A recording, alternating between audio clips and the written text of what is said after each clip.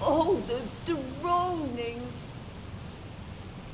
This endless droning of bombers going overhead, night after night. My sisters and I are holding each other tight, the three of us in the same bed. We pull the blankets over our head to soften the sound, but it seems like the air around us is vibrating. Tonight, we hear our father get up and go outside. We girls put on our wooden shoes and jackets and rush outside to stand close to Papa in the darkness, hanging on to his soft pajama pants. I cannot actually see the planes, but the sound tells me the sky is covered in bombers. Papa tells us these bombers came from Britain and are on their way to Germany. Saddened, he adds, there is a deadly fight going on up there. German fighter planes are attacking the British bombers. Imagine the young man stuck in those bombers, knowing they may be killed any moment. While we watch, a bomber engulfed in fire falls from the sky and smashes into the ground. There is an enormous explosion. Can anyone survive? Papa tells us that some of the crew may have parachuted, but they will not get far. The Nazis will be waiting to capture them. But if some of the crew come to our home, we will hide them. Are you sure they're not going to bomb us, Papa? My older sisters are quick to answer. Of course they won't. The British, the Americans, and the Canadians are our friends. I feel pretty dumb. I don't dare ask what it will be like if there is no war. My sisters told me that before the war they were given candies and chocolates when we had visitors, and I hope to taste those someday. The next afternoon, my sister Rick and I watch American bombers pass over, wave after wave. Their formations like silver fish in the sky. German and American fighter planes are in deadly dogfights. Vapor trails tell the story.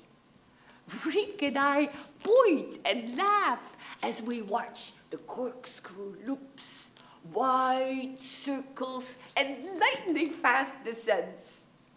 Then Rick stops us. Henny, this is terrible. We shouldn't be laughing. Remember what Papa told us about the young man in the bombers. Feeling ashamed, we look around to see anyone saw us laughing. Quietly, we sneak into the house. During one of those dogfights, a fighter plane drops its spare gas tank. It lands in our cow pasture. Is it going to explode? When nothing happens, my brother Jan brings the tank closer to home. He makes the tank into a kayak. He cuts a hole in the middle for 2 seats. It is perfect. Jan, will you take me for a ride? But Jan is not allowed to take the kayak to the river Vecht because the current is too strong, nor to the bog, where there are deep holes from mining peat. Jan has nowhere to try it out. But in the spring, the river floods and Jan pedals all over the pasture. Then he takes me for a ride. It's exciting. We put our wooden shoes and socks in the chicken house. And we tiptoe to the water's edge, trying to avoid the chicken poop.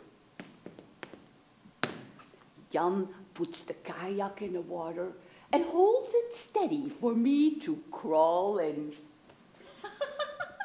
I've never been in such a wobbly little boat before. It tips every time Jan makes a stroke with the board he uses as a pedal. I can see the pasture grass on the bottom.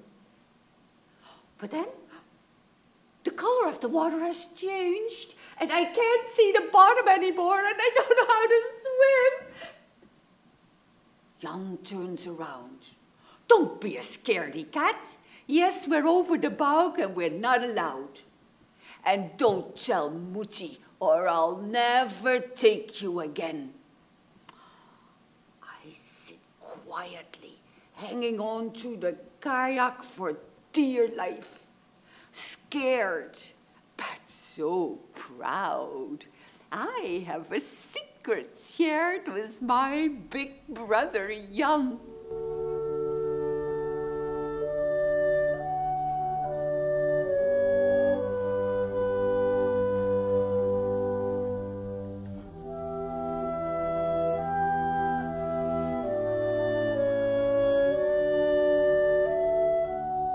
Our home is usually full of people. Beside our family of 9, there are evacuees and people hiding from the Germans. Resistance fighters sleep in a hay barn to avoid capture by the Gestapo. At noon, we are gathered for our hot meal in the keuken, a combination of family room, dining room, and kitchen. My father, my eldest sister Johanna, and my brother Albert return from the field. Papa gives me a hug. I like that. My mother, we call Mutti, has just finished preparing a hot meal for 18 people. My sister Sina brings in a salad. My brother Jan and my sisters Diane and Riek are in school. I hope to be in school next year. Sina takes a platter of food to Oompie, who lives in the attic. Oompie is not his real name. We don't know his real name. I don't even know what he looks like. For us girls, Oompie is like a phantom. We are told he is a respected Jewish journalist. Sometimes Oompie plays his flute in the attic. The tunes are soft, sweet, and lovely. We ask Sina to tell Oompie that we like it when he plays the flute. Meals in our home begin with each of us saying a silent prayer. They end with Papa reading a chapter from the Bible.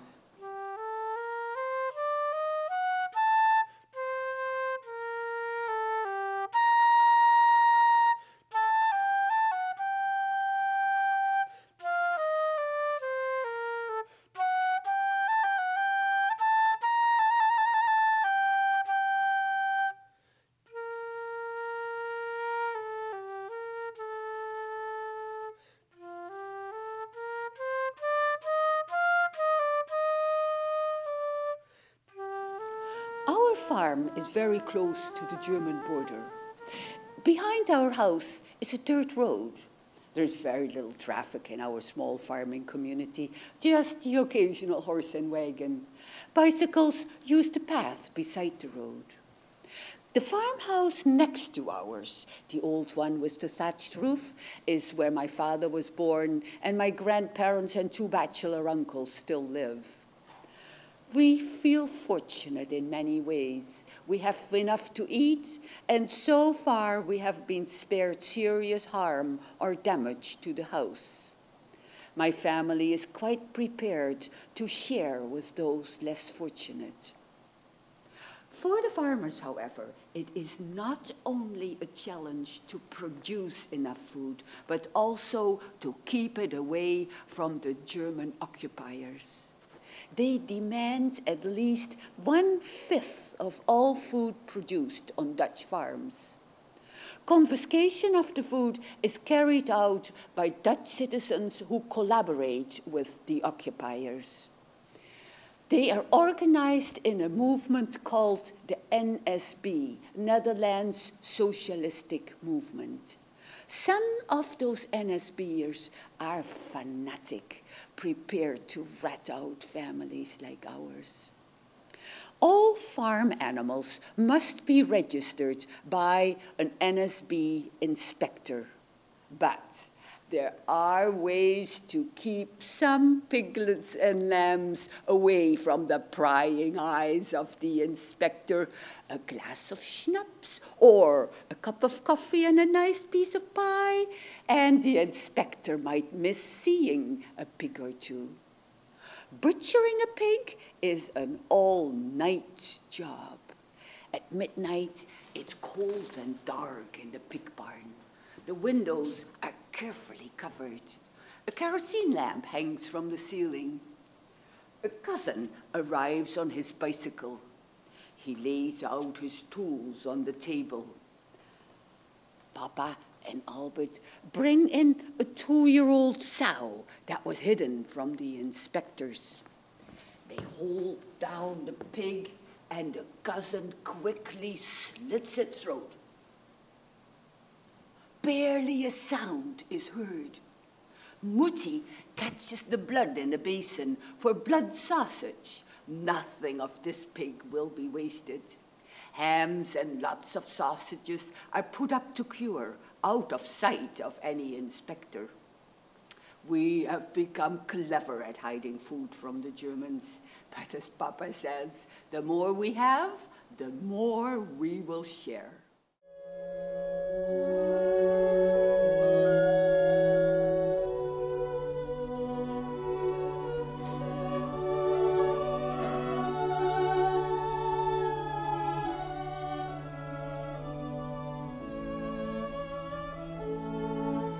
The Netherlands are overrun in 1939 by the German army, the dreaded Wehrmacht. Churches all over Holland evacuate children following the bombardment of Rotterdam. Annie, 5 years older than me, is the first evacuee to live with us. Johanna goes to the railway station to pick up Annie and bring her home on the back of her bicycle. Diane, Riek, and I are impatiently waiting on the road, staring towards the bridge. Diane and Riek are guessing what Annie will look like. Diane says, "I think she will have a red dress and white socks." Riek disagrees. "No, oh no, kids in Rotterdam don't look like that. They've been hurt by bombs. I think she will have raggedy old clothes and holes in her socks." Mutti joins us on the road. Finally, we see Johanna's bicycle on the bridge. Yeah, there they come. Johanna is holding a small suitcase in one hand. Annie clings to Johanna's dress with both hands. She looks scared and tired. She is wearing a flowered dress, knee-high stockings, and leather shoes. She's dressed like us, except we are wearing thick socks and wooden shoes. Johanna steadies the bicycle and Annie hops off. Diane jumps forwards. "I'm so happy you're here, Annie." Mutti hugs her. "You may call me Mutti. I hope you will be happy here, Annie." Diane takes the suitcase. "I'll show you where you're going to sleep." She leads us to one of the upstairs bedrooms. Diane puts the suitcase on the bed. "You're going to sleep here with Riek. I'm moving to the next bedroom. Now, let's open your suitcase." I hope Annie will bring toys. Diane lifts the lid. A pair of PJs, some shirts, and a small raggedy blanket. Annie grabs the blanket and hugs it. Is this all she has?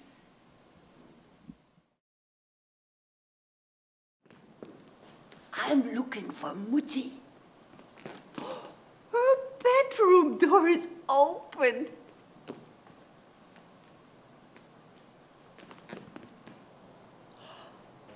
There's Papa and 3 men on their knees around an opening in the floor.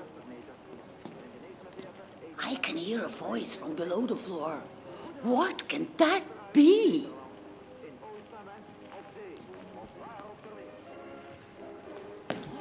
When I touch Papa, he jumps up. What are you doing here? Did I do something wrong?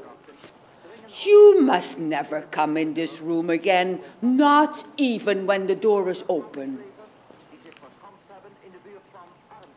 Later, when I tell my sisters what happened, they giggle. You are so dumb. Don't you know? There's a radio under the floor. I don't even know what a radio is, but I'm not going to tell them that I don't know. So I say, oh, a radio under the floor. Big sisters can be pretty mean.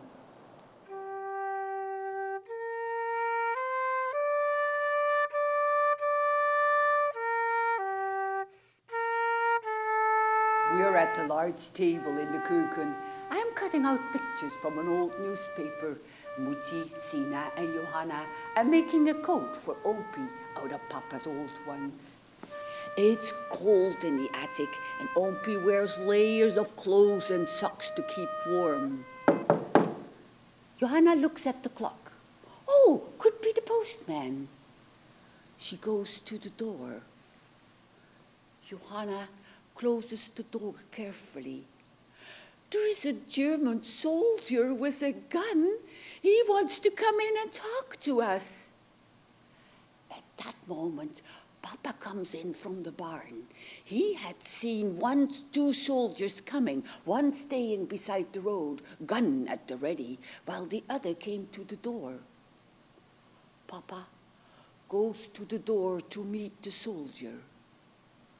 I hear the soldier ask in our dialect, "Ik wolle graag met u praten. Mag ik er wel in come? I would like to talk to you. May I come in?" Papa invites him into the keuken. The pudgy soldier leans his gun in a corner. He removes his cap, revealing short blonde hair. He says, "Ik ben Hans Putter." Hans tells us he is a farmer. His farm, to our surprise, is in Emlichheim, a place very familiar to us. Before the war, we often biked there, only a short ride across the border. Hans explains that he and his squad are stationed in the dike in the end of our cow pasture. He asks if he may buy food for himself and his men. Oh, just drop. Here is this German soldier politely asking to buy food. Papa replies, "Well, I think we could help you out. What do you need? If you could spare them some eggs, milk, potatoes, maybe some wurst." Papa tells Johanna to get the eggs and the milk, and he will get the rest. Hans turns to me. "En wie ben je dan? And who are you?" "Ik ben Henny." Hans tells me he has a daughter, Clara, who is 5 years old and looks like me. I like it that he has a daughter. Maybe this is a nice man. Papa hands him the food wrapped in a tea towel. Hans offers to pay. Oh no, that's okay. Anything to get Hans and the other soldier to leave as soon as possible. Hans asks if he may return in 3 days at the same time for more food. Mutti nods, and Papa agrees. As soon as Hans leaves, Papa rushes to the back door. He sighs with relief. The other soldier is quite relaxed, leaning against the tree and smoking a cigarette. We are anxiously waiting at the keuken window. Finally, we see the two soldiers walk along the dirt road towards the bunker. We giggle with relief. When Papa returns, he's relieved but very serious. This was a close call. This man Hans seems nice enough, but can we trust him? He tells us he will return in 3 days at the same time, but that could be a setup for a surprise search. We will have to be much more alert. As it turns out, Hans always comes at the agreed upon time. Sometimes he and Papa go see the livestock. They talk like farmers about the price of grain and milk and about the weather. Apart from the uniform, they look like two local farmers. I become Hans' little friend. He shows me pictures of his daughter Clara and tells me she has a doll named Minnie. I'm in awe. I'd love to have a doll. I show him my comic book, the only one we have. But Hans tries to read it, but he cannot read the official Dutch language. So we look at the pictures and make up stories. Hans says he has planted flowers in front of the bunker as a reminder of his home. All he really wants is to go home to his family. We're in the keuken. Sina is mending a sock, and Diane and I are winding wool into a ball. I've draped the wool over my arms, and Diane winds. And of course, we're singing.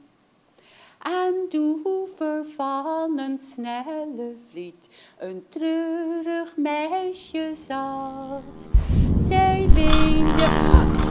No, Mutti!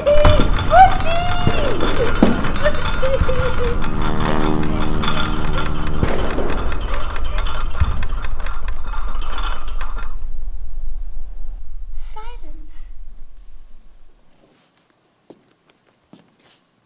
It's over. A worried look comes over Mutti's face. Where is the rest of the family? The children in elementary school are all right because the target of the bombing was the railway bridge. Johanna and the men in the field would have taken cover, but what about Jan? We all know he would have been biking along the dike approaching the railway bridge.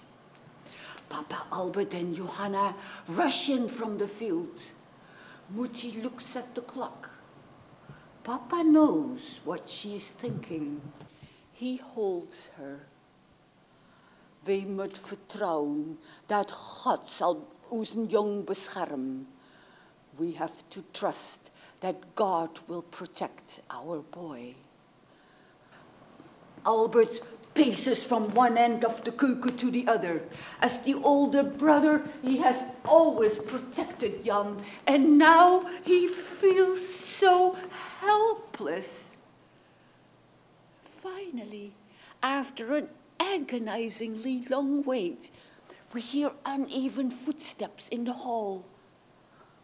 There is no mistaking Jan's footfall. Mutti glances upwards. Danke.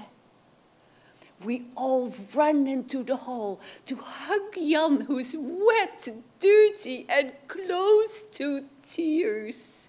He is so happy to be home. He drops his usual cool demeanor and allows himself to be hugged. Jan tells us he was biking slowly, approaching the railway bridge with the postman close behind. Suddenly, the postman grabbed Jan and they dove into the ditch. just before bombs exploded, saved by no more than the width of the road. The ditch on the other side of the road is now a deep, gaping hole. Bombs exploded over a large area, but none struck the railway bridge or the tracks. However, a large farmhouse along the dike where Jan had just cycled was totally destroyed. The farm family got out in time, but 2 German soldiers who had taken over a portion of the home were killed. Papa, Albert, Johanna, Dion, Riek, Annie, and I sit in a wagon among the milk cans and the pails. The horse walks slowly as we enjoy the gentle rocking of the wagon and the stillness, warmth, and softness of the late afternoon. This is a beautiful, secluded piece of land surrounded by trees and blooming shrubs. While the adults do the milking, we girls play in a crater that is deeper than we are tall. Our favorite game is to run from top to bottom to top and back again.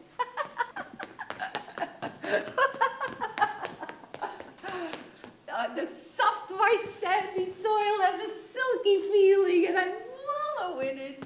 I shriek with joy when I roll down the crater wall. When we're ready to go home, we sit in the wagon, enjoying one more quiet moment. The cows have gone back to grazing. The cuckoo can be heard in a nearby tree. Cook, cook. I'm delighted to hear this gentle song. I wonder, where was this cuckoo and all the other animals during the bombing?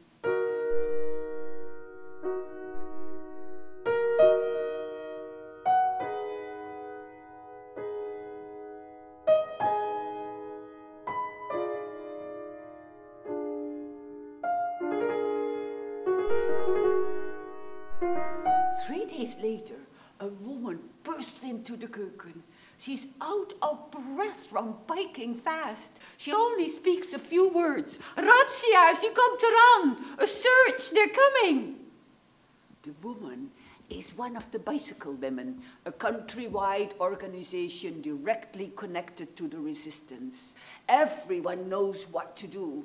Johanna runs to the attic to alert Oompie, who disappears into the bog. She hides his belongings. Albert and Johanna hide the bicycles under straw in the pig barn. Papa checks the hay barn, making sure there is no evidence of the resistance fighters.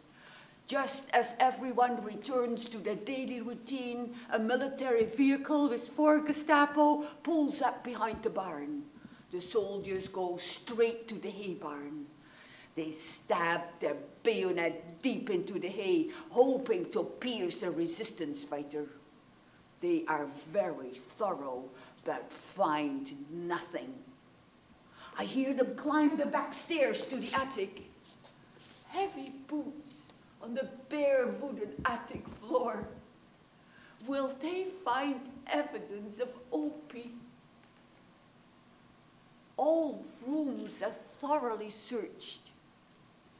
They move on to the pig barn. They stab the straw with their bayonets, but find nothing suspicious. Frustrated that their search was fruitless, they stomp back to their vehicle and speed away. Oompie is waiting at the bog for the signal that it's safe to return. Albert gives him the all clear. Albert cannot wait to tell us how he watched the soldiers walk right over the bicycles without seeing them. Later, we discover that one of the bicycle tires has been punctured by a bayonet. Jan wraps a willow sapling around the wheel and ties it in place. During the last few months, Our home has been the target of razzias several times. Papa suspects we are watched or may have been ratted out. He gathers us in the keuken and warns us not to tell anyone, not even our friends or aunts and uncles, about the radio or people hidden in our home and barn.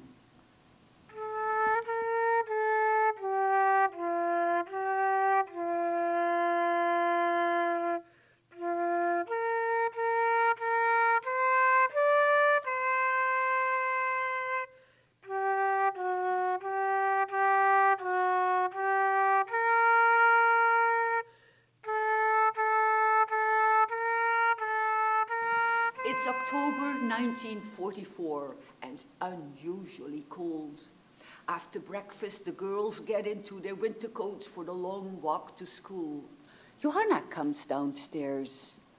Sina is really ill. She has a sore throat. She can barely talk. Papa and Mutti rush upstairs to see Sina.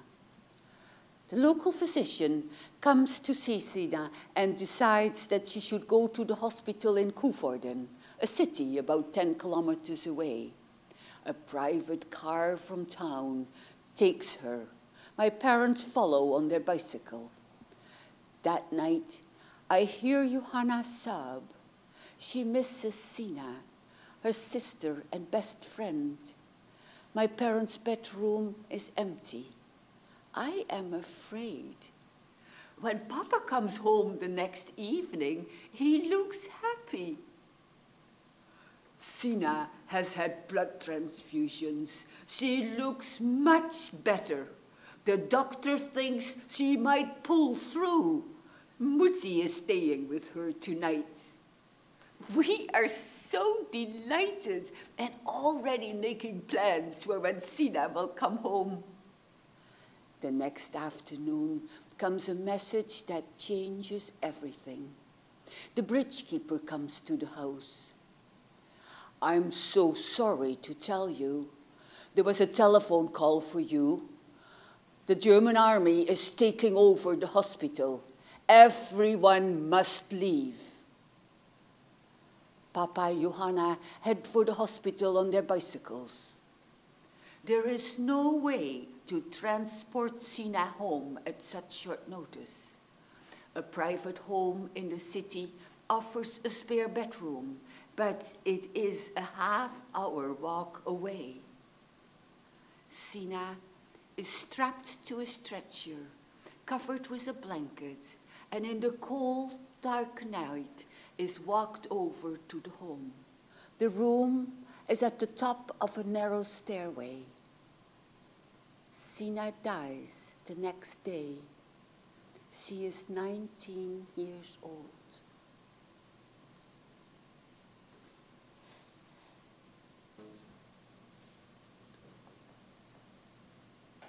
October 23. A coffin is resting on 2 chairs in the keuken.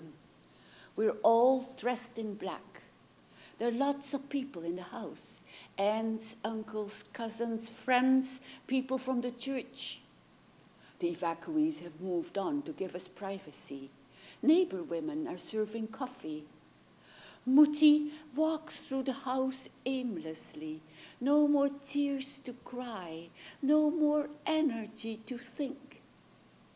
My father, who seldom shows emotion, stands at the coffin, tears streaming down his face. Ik wolle dat ik hier lache. I wish it was me in this coffin. The coffin is too high for me to look in. An uncle lifts me up. I look through the little window. Sina. A faint smile on her face, as lovely as ever. I was told Sina had died and gone to heaven. I didn't know she would come home in a wooden box. I want to know what's going to happen.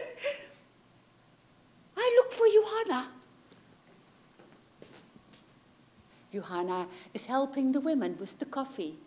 When she sees me sobbing, she pulls me on her lap. She tells me Sina is in heaven. She's happy there.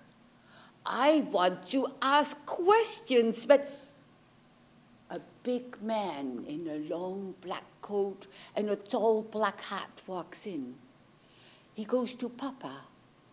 They whisper, pointing at the door. When the door opens, I see a long black hearse pulled by 2 horses with black plumes on their head. Papa's 2 brothers carefully place Sina's coffin inside.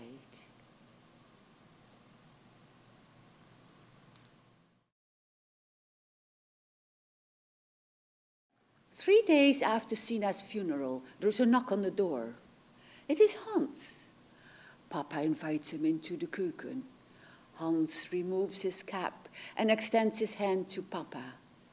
I'm so sorry about your daughter. I wish I could have done something to help, but I could not. I hope you understand. Will you accept my condolence? Thank you, Hans. You are right. There was nothing you could have done. Nobody could. God decided, and we have to accept it. Hans understands.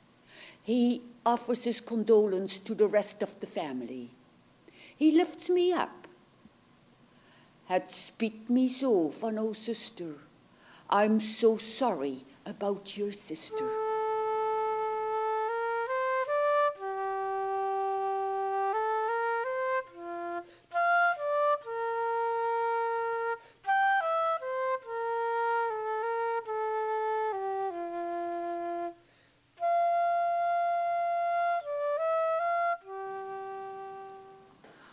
While my family struggles to get on with daily life after the loss of Sina, more and more desperate people come to our door.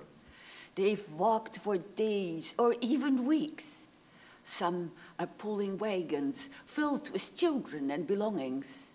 Others are pedaling bicycles with bad tires. The evacuees are cold, hungry, wet, and bone-tired. Papa feels strongly that we have to help as many as we can. The evacuees are given homemade soap, hot water, a towel, plus a bed or a mattress for a night or 2. When all the beds are occupied, we girls sleep on cushions in the front room. We keep our coats on overnight because we don't have enough quilts and blankets. On one of these cold, desperate days, Mutti answers a knock on the door. There are 2 women and an elderly man. They ask for food. Mutti, feeling tired herself, apologizes. I'm terribly sorry. I have no more food. Many people have come to the door today. I hope you understand. The next farm is not far. The trio becomes abusive. Stupid farmers, you want to eat all the food yourself. We hope you choke on it, rotten farmers. Mutti closes the door. What am I supposed to do? I have no more food. It is never enough. The tirade outside continues. The hopelessness of the moment becomes too much for Mutti. She sobs uncontrollably. Rick and I try to console her, but we don't know what to do. We are confused. We do not understand the enormous suffering of the Dutch people.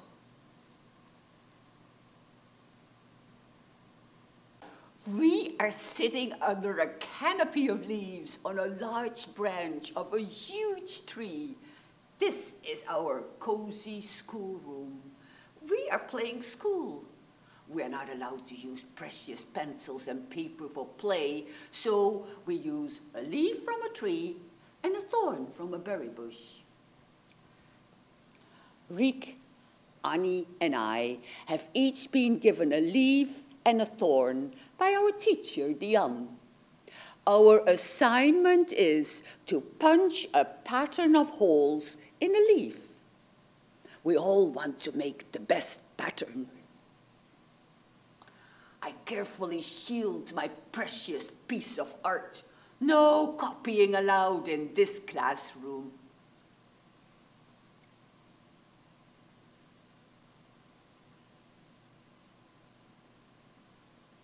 I made a star.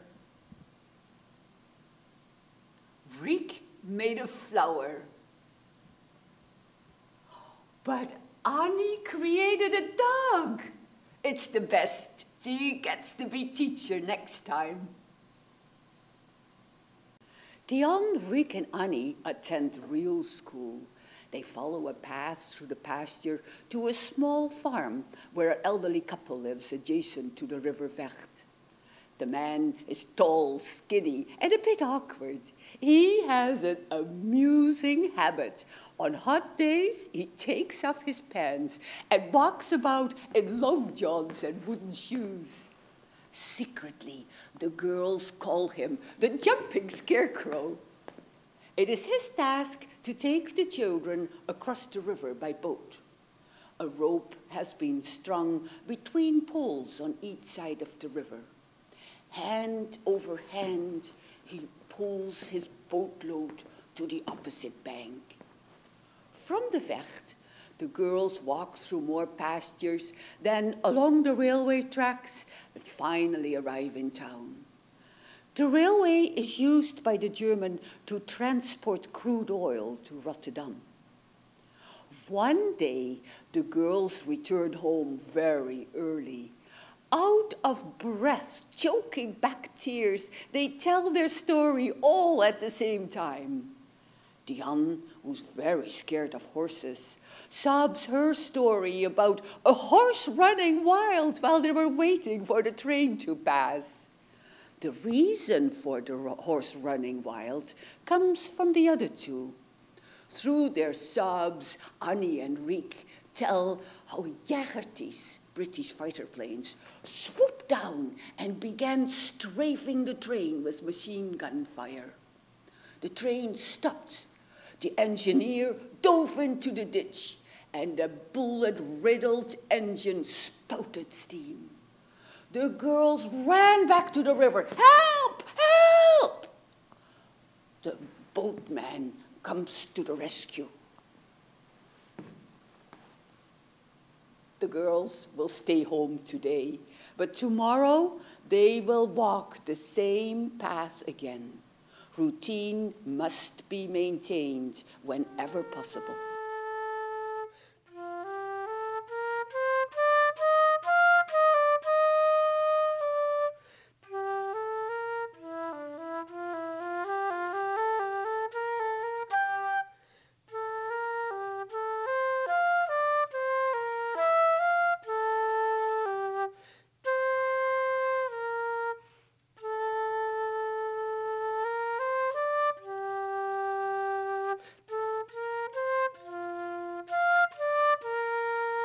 We're gathered for our evening meal.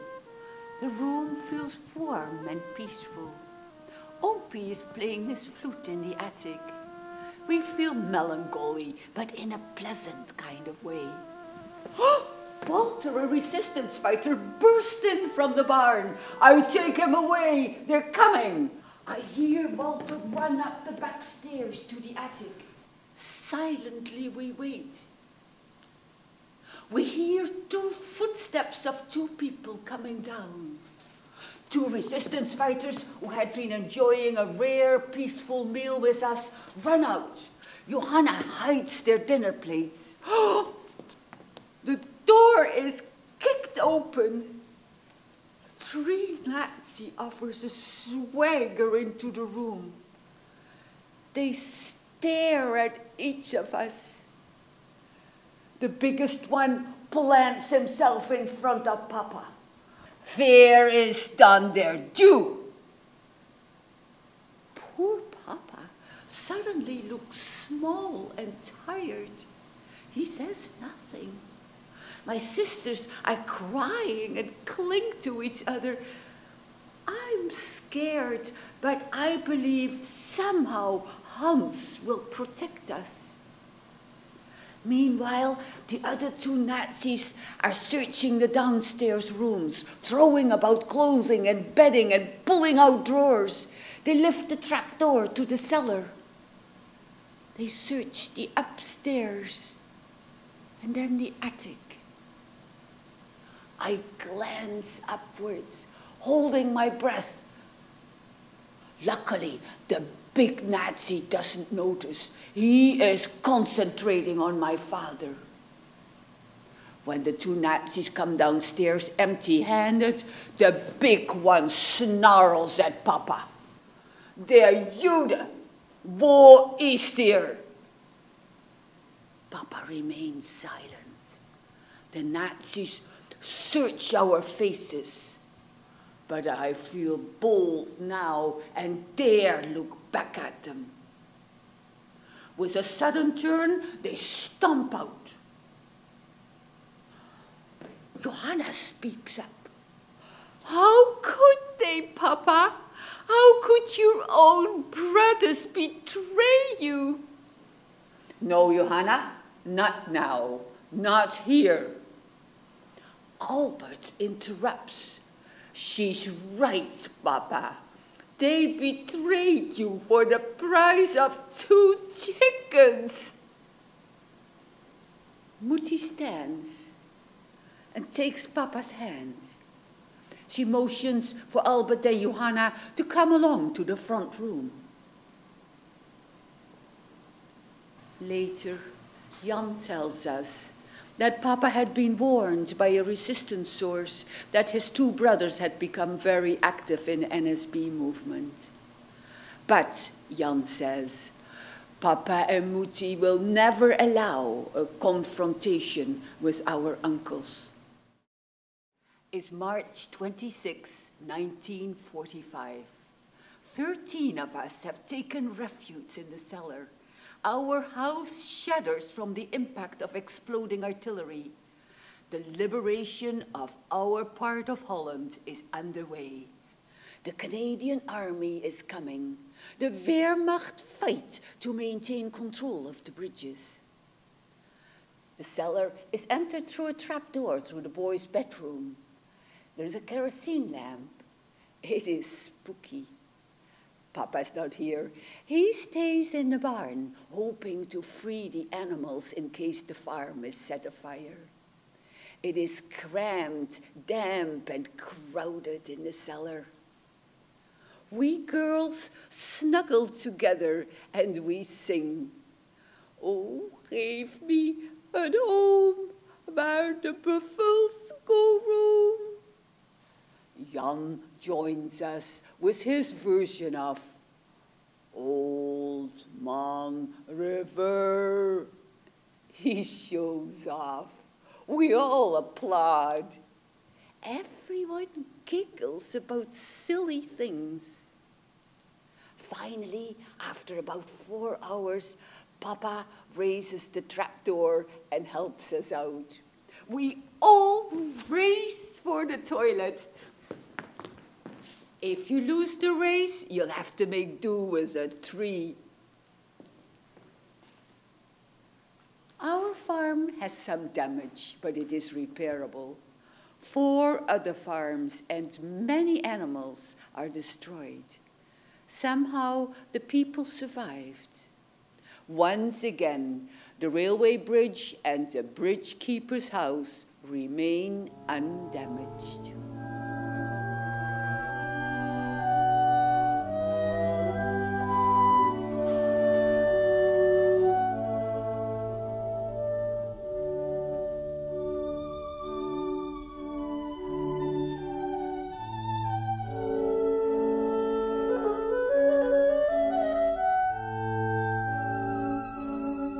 Finally, we are excited.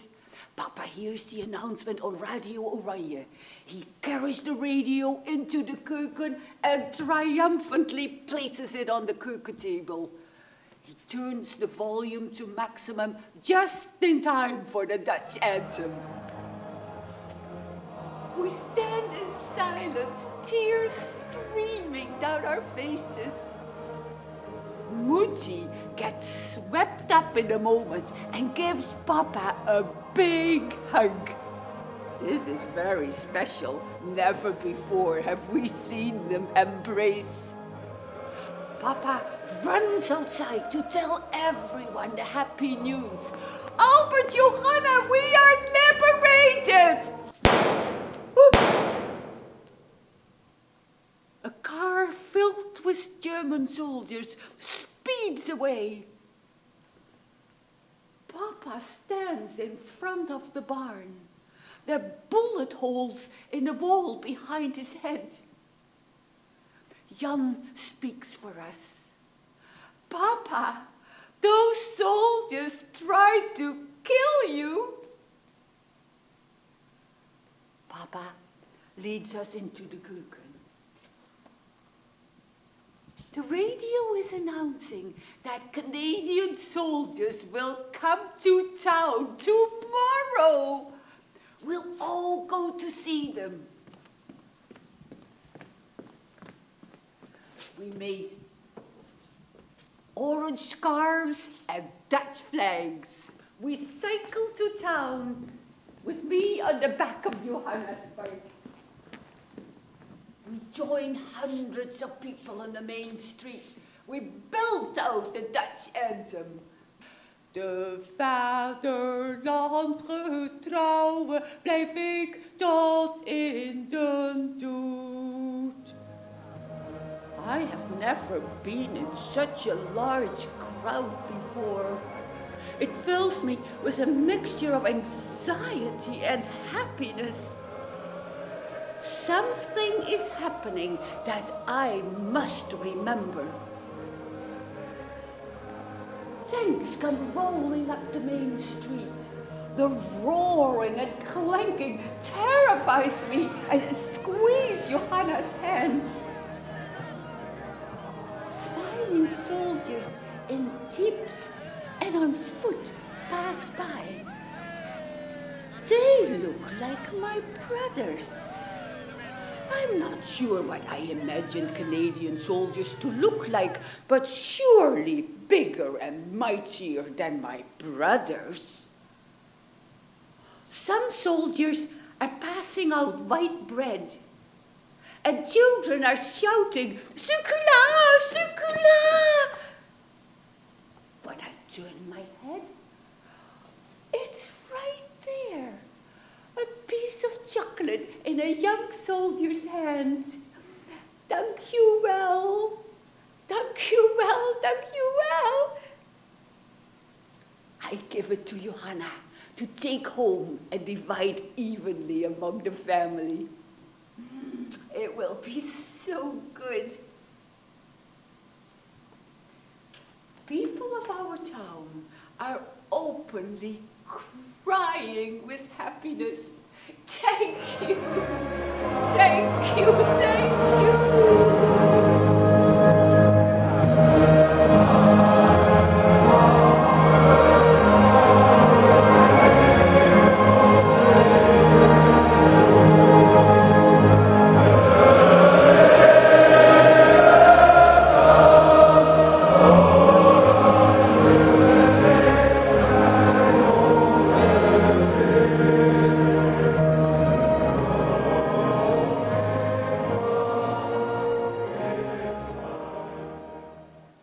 Shortly after liberation, a large crowd is waiting at the town hall. This is the day members of the NSB are ordered in for questioning. The crowd consists of the curious and those that have suffered. Among the latter are those willing to forgive and those who want revenge. My parents wondered if Papa's brothers would be called in. They have often suspected the brothers of betrayal, but want no revenge. They are just happy it's all over. Jan cycled to town to watch the spectacle from a distance. He told us how our uncles sheepishly approached the town hall. The crowd cursed, vieze verraders, lafaards. Our uncles are allowed to go home to hide in shame. Others, like the husband of Papa's sister, are imprisoned. Some women are shaved bald in the town square. 3 of those women are relatives of my father. It is the same scenario in towns all over Holland, the day of reckoning. When we are sure that all German soldiers have left the area, Jan, Riek and I go see the bunker and the flowers Hans had planted there. From the canal bridge, we had seen the daisies and the dahlias, but we suspect there are a lot more. We walk bravely at first, but an eerie feeling comes over us when we come closer. The bunker is surrounded by shrubs. Anybody here? No reply. I start for the entrance. Just when I'm about to walk in, Jan screams, "No, honey, no!" Why? It could be doopy trapped. I have no idea what that is. There could be wires that explode when you touch it. Sounds very scary. We decide to only take the flowers. The tulips are still blooming, and there are daffodils. We brought a bucket and shovels. We dig up the flowers. We plant them in our front garden, where we can see them from the keuken window.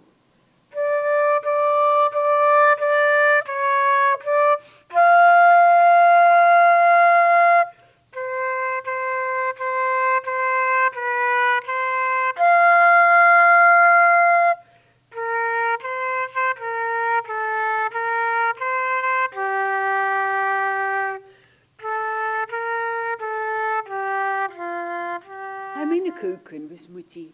It feels special to have Moetie all for myself, but also strange. The house feels empty. The resistance fighters and evacuees have all gone, except for Annie. Her parents could not be found. Some evacuees have become our friends. We expect letters from Amsterdam, Utrecht, Den Haag. I hope we will also get a letter from Hans. Wouldn't it be nice to visit him in Emlichheim and meet his wife and his daughter Clara and her doll Minnie? We already received a letter from Oompie. He has been happily reunited with his daughter and her family. He told us he celebrated his freedom by riding his motorcycle with his grandson on the back seat. We're so happy for him. We share memories of the people who lived in our home during these years. The closeness when we huddled together in fear, and the incredible joy when we were spared one more time. The giggling and singing in the cellar to drown out the noise of war. We would like to forget the droning of bombers, but it haunts us. Papa comes in. He just returned from town. He goes to Moetie. He whispers. Walter told me Hans did not make it. He was shot and killed close to the border. Ach, what a pity. I so wished him to get home safely. All he really wanted is to go home to his family. When Moetie realizes I've heard, she hugs me and strokes my hair. I'm sorry, kind. I know how much you liked him. Hans was a good man. Oh, no. Why did they kill Humps? Now Clara will never see your father again. It's not fair. Papa motions for me to be quiet. Shh. God will take care of Clara, just like God took care of us when Sina was taken.